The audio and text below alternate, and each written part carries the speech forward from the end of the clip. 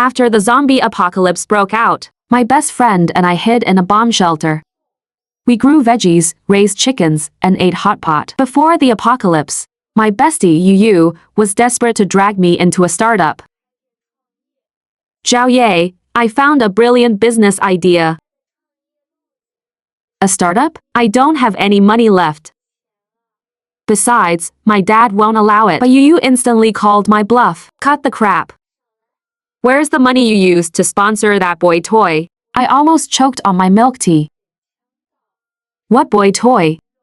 That's called a venture capital investment. With Shenmo's good looks, he's definitely a blue chip stock. Too bad a fortune teller said his name curses my wealth. Men are whatever. Making money is what's important.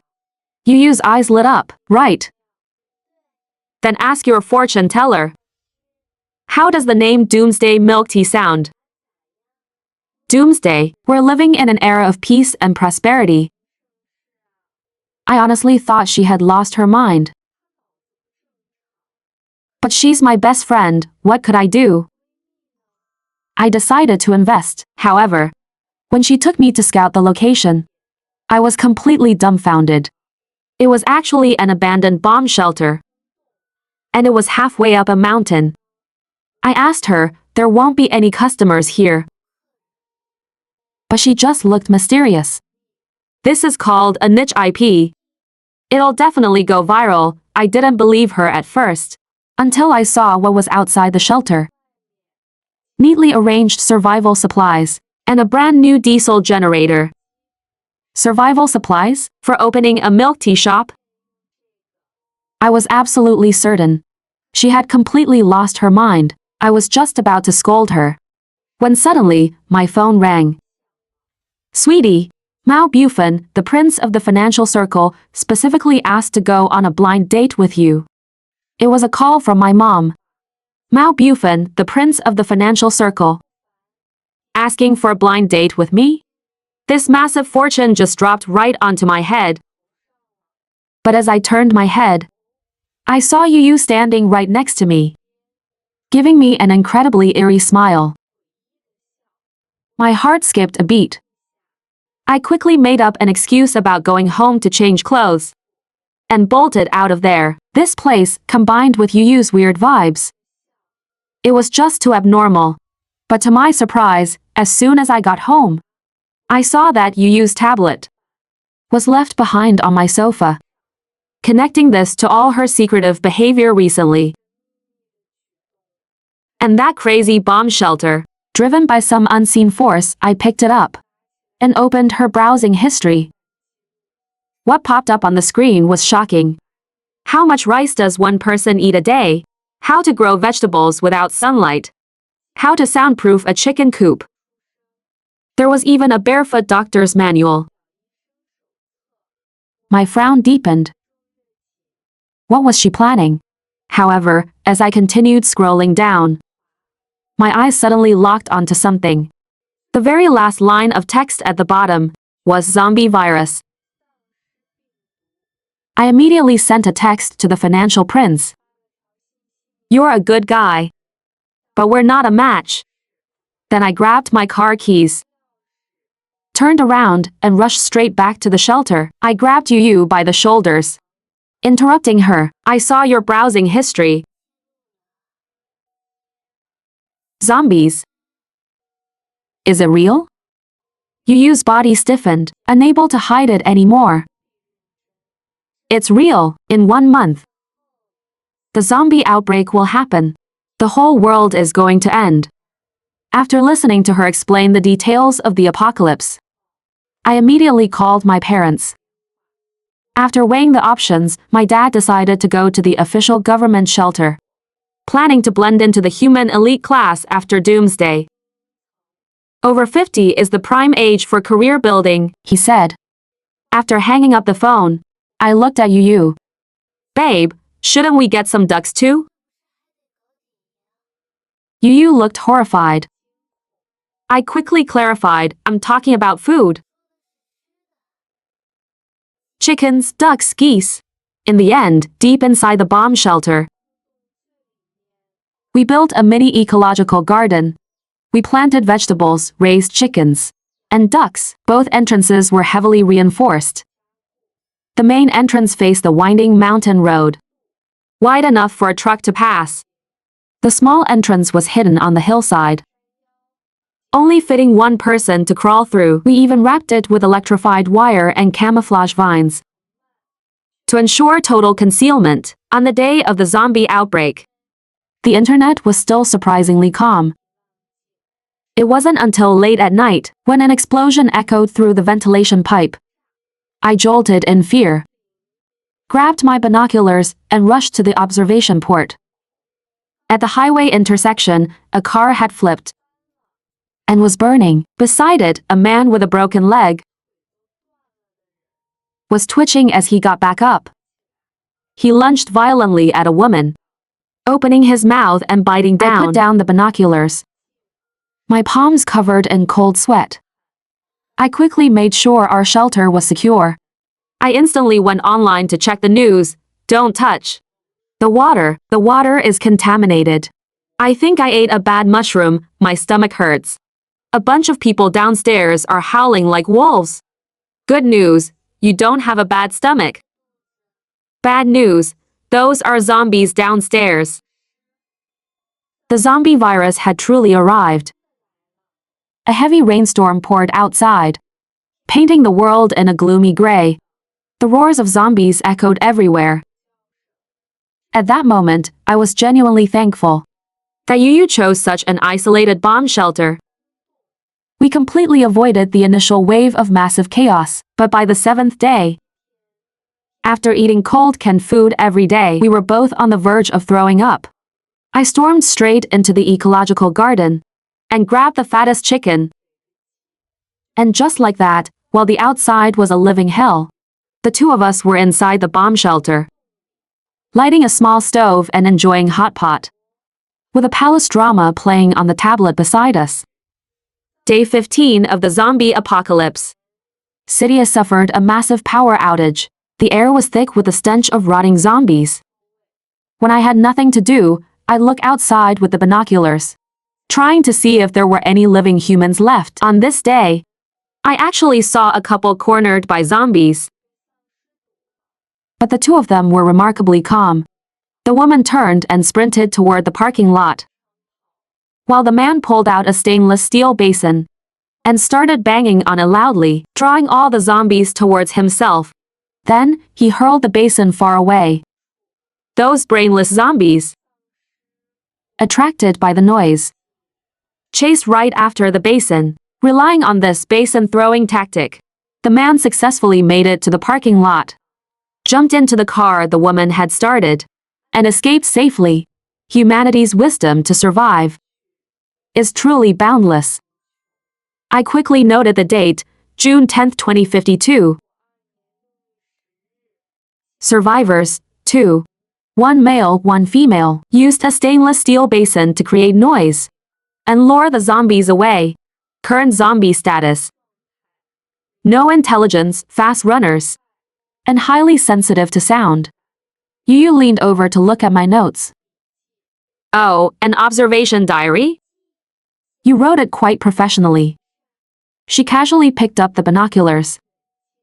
Let me take a look outside too. Suddenly, her voice grew tense, and her face went pale. At the curve of the highway, there are people getting out of a car. They're heading towards us. Below the cliff face, a man and a woman were feeling along the rocks.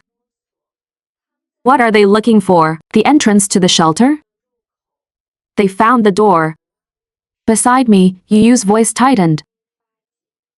3 months ago, Shen Mo was holding these hands, teaching me archery. But who could have imagined that my very first real target would be a living human? Suddenly, outside the cave, a zombie violently lunged out from the road. Without a moment's hesitation, the man ruthlessly shoved his female companion toward it. Her screams were abruptly cut short, leaving only the scalp-numbing sound of chewing. Yueyue cursed under her breath. This guy is more disgusting than the zombies. The man turned and went to the trunk of his car to find a tool, intending to break our door.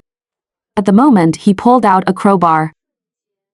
My arrow flew from the bowstring, nailing the ground right in front of his feet.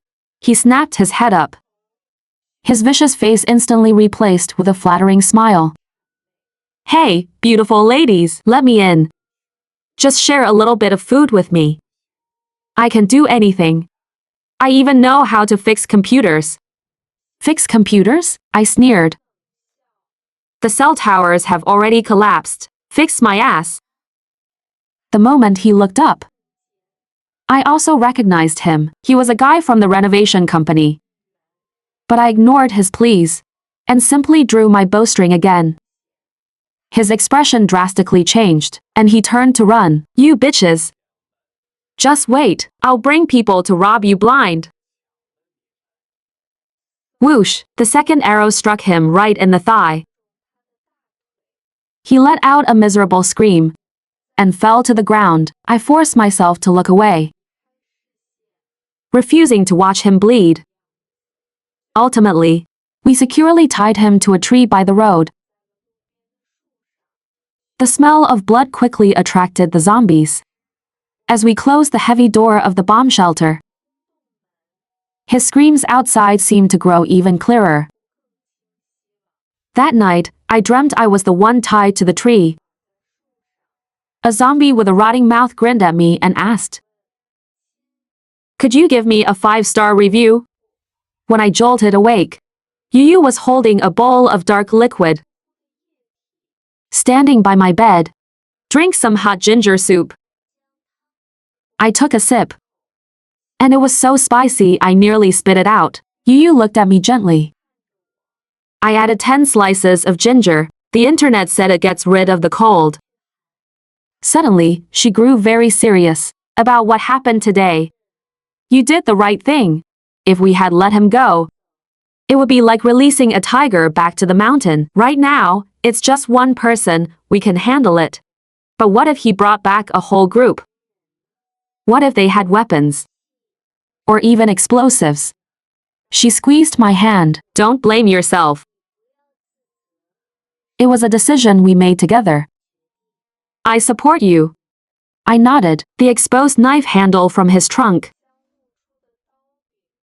and the greed in his eyes when he looked at our shelter, all proved that the most terrifying thing in the apocalypse was never the zombies. And so, our lives continued in this eerie tranquility. During the day, we reinforced our defenses. At night, we huddled together, browsing through social media that had long stopped updating, pretending the world hadn't collapsed. One day, I came across an old trending topic. Shenmue changed his name? Your boy toy made it to the trending list. Yueyue leaned over. Even the apocalypse couldn't suppress her gossip soul. Someone in the comments asked, did he change his name to ward off the zombies? Please sponsor me too, I'll change mine as well. He actually believed your breakup excuse and really changed his name. Yueyue clicked her tongue, thinking about our easy, sweet times in the past. It would be a lie to say my heart didn't soften, but we only have one life. Sigh. Oh, my damn fate. Also, Mao Bufin, that blind date I never went to, had contacted me several times recently. Just as I finished speaking, Yueyue's expression suddenly turned bizarre.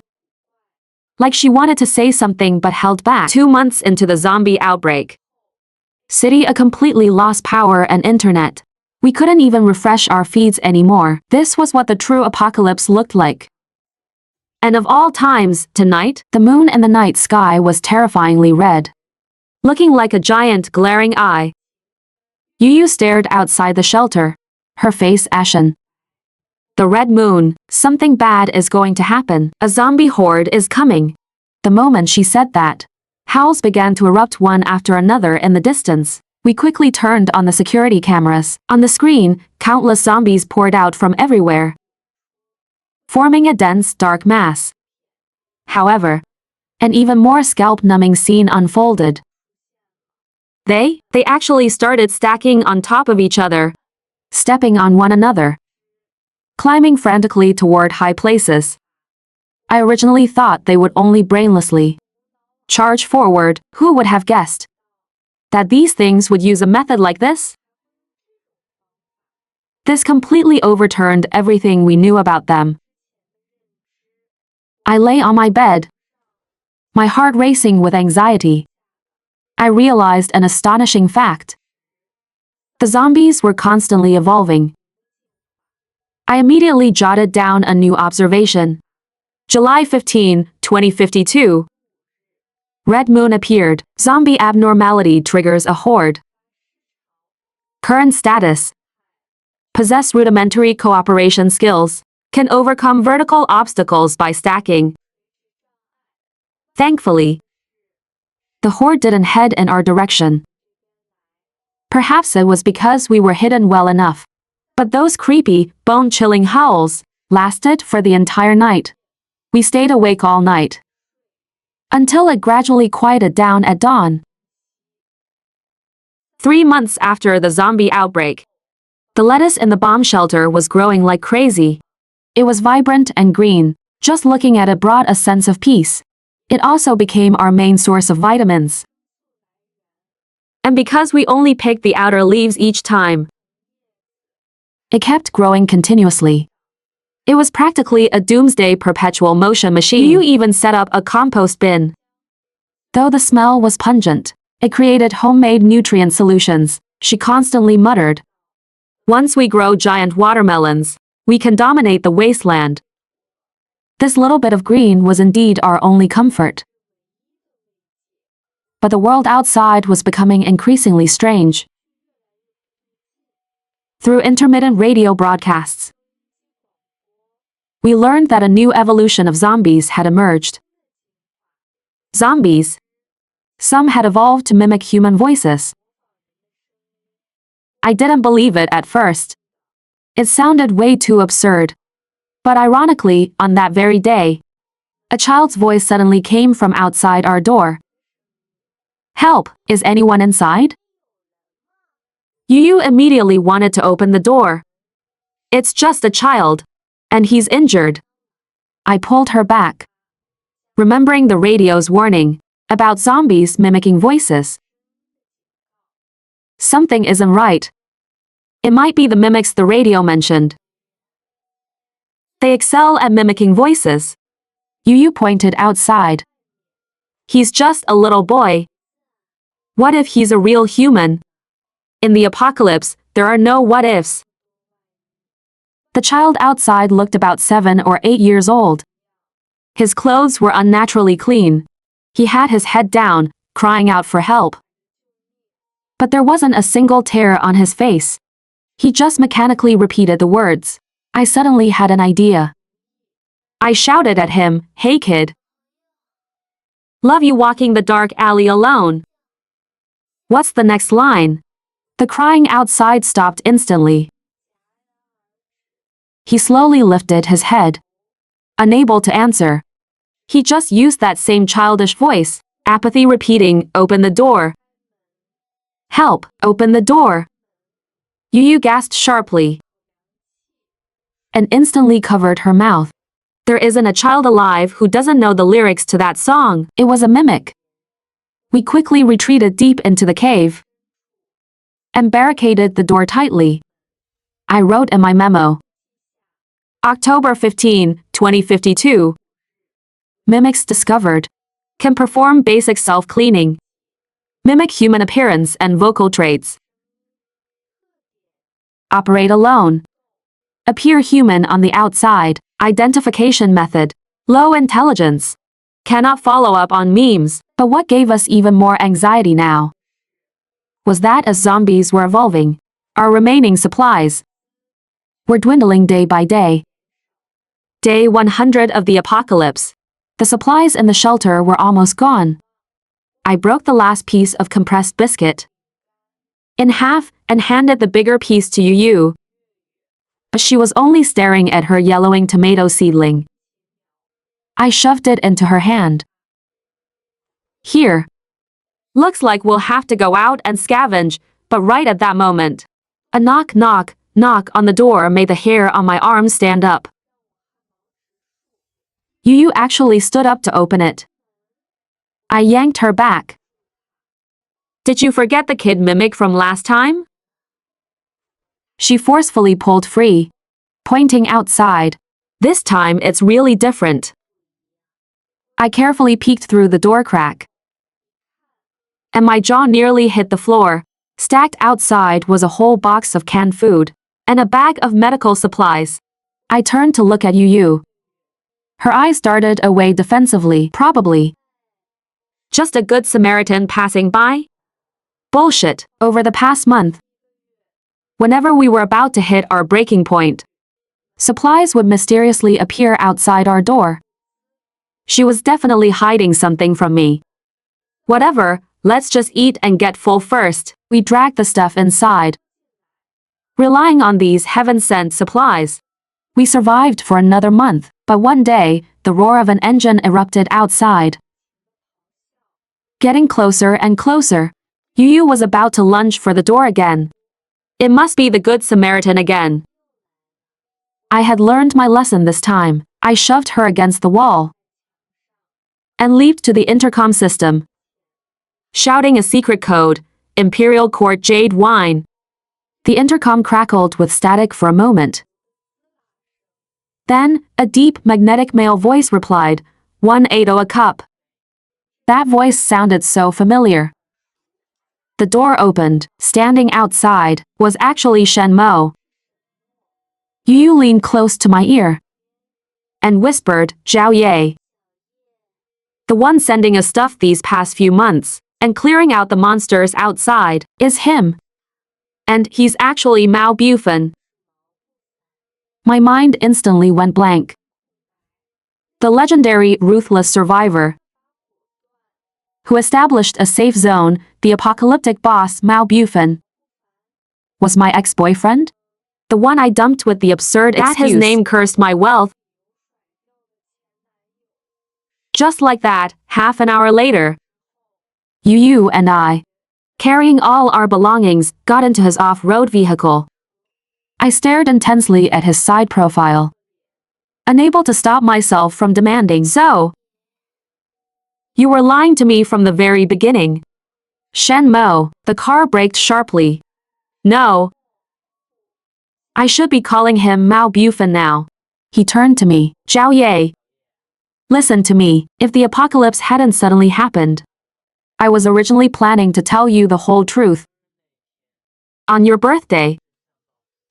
He restarted the engine, his tone leaving no room for argument. Don't overthink it. Let's go to the base first. There is a complete defense system there. And plenty of supplies. Also, your parents are there too. The vehicle drove through the zombie-infested zone.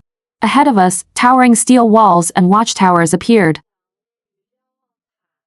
The scale of the base far exceeded my imagination. It was basically a small city. The guards at the checkpoint saluted him. Commander Mao, he calmly nodded in response. Commander, I was shocked. As soon as we entered the base, a familiar voice called my name. It was my dad. His hair was meticulously combed, and he looked even more energetic than before the apocalypse. I burst into tears instantly, rushed over and asked, Dad, how have you been doing? My dad looked incredibly smug. I'm now an official staff member on the Reconstruction Committee's payroll. Good Lord, the apocalypse actually fulfilled his dream of becoming a civil servant. I quickly asked, where's Mom? My dad pointed toward the center of the base. Your mom said there are a lot of single youngsters here, so she set up a matchmaking corner in the central square. She said especially during the apocalypse, we can't let our family lines end. Yep, that's definitely my mom's style. Even the end of the world couldn't stop her passion for matchmaking. Mao Bufan arranged 2 adjacent prefab cabins for Yueyue and me. They were clean and tidy, much better than I had imagined. Just as we finished unpacking, Yueyue dragged me to look at the tomato seedling she brought from the bomb shelter. It was almost dried up like a specimen, but now it was actually glowing. Yueyue reached out and touched a yellowed leaf. In the next second, the leaf uncurled and turned a vibrant green. The top even sprouted a fresh new bud. My eyes went wide. A superpower? Yueyue nodded, her eyes sparkling. I think I can accelerate plant growth. Once the base's science team found out, they directly assigned her a dedicated experimental greenhouse. Top-tier treatment, Mao Bufan told me. It's not just the zombies that are evolving. Humanity is awakening too. Superpowers. Just as I was marveling at how awesome Yueyue's power was, my own superpower awakened too. But the vibe was entirely off. That day, I was staring at the chicken we brought from the shelter. Swallowing hard. Sorry, buddy.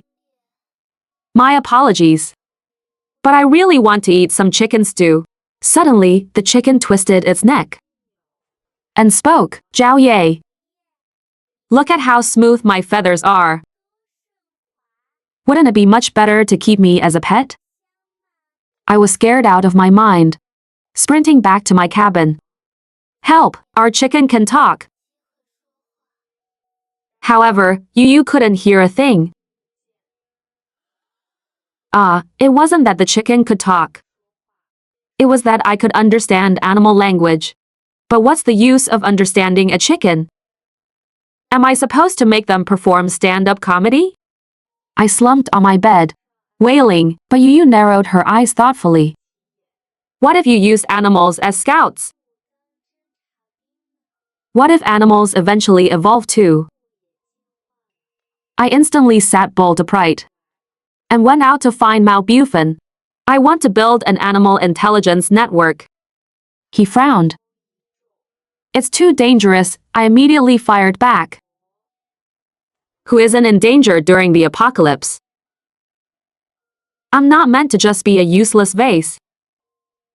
After a 3-second stare down, he suddenly smiled. Fine. But I'm sending a squad to protect you. So the next day, I held my negotiator chicken in my arms, took a squad of soldiers, and swaggered out of the city for a real recon mission. The chicken softly clucked in my ear. 300 meters ahead. 2 zombies are chewing on tree bark. Change direction.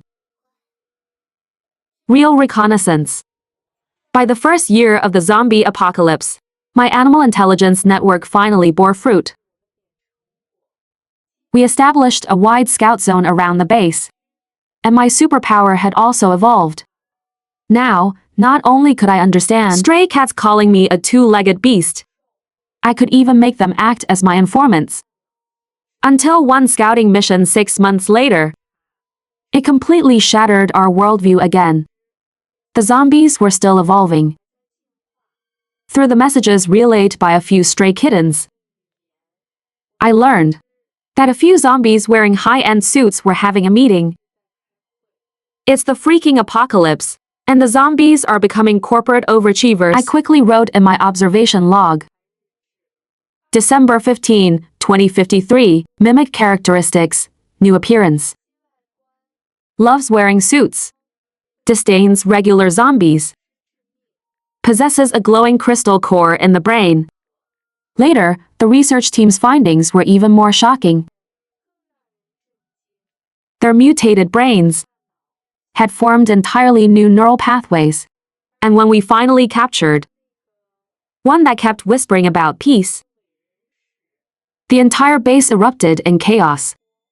It intermittently transmitted a telepathic message. We are not zombies. New species, homeland. The base split into 2 factions. Some slammed the table, roaring that we must exterminate them. Others softly suggested, perhaps we can coexist. Mao Bufan stood in the middle of the crowd. His brows furrowed tightly. That night, I asked him what he thought.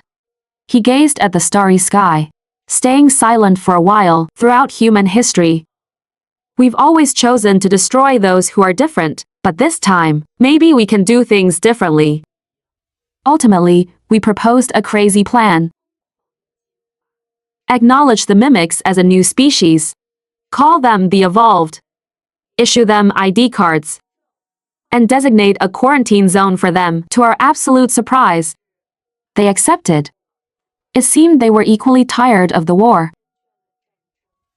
Fast forward to the spring of 2055. The sunlight was exceptionally beautiful. Mao Bufan suddenly cornered me in Yueyue's vegetable garden. Let's eat hotpot tonight. I raised an eyebrow. An apocalyptic date? He looked at me very seriously and said, because it's the apocalypse.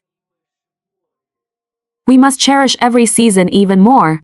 On our wedding day, my old hen was tossing flower petals while muttering, what a waste. You should have let me kill some bugs instead. The world has changed.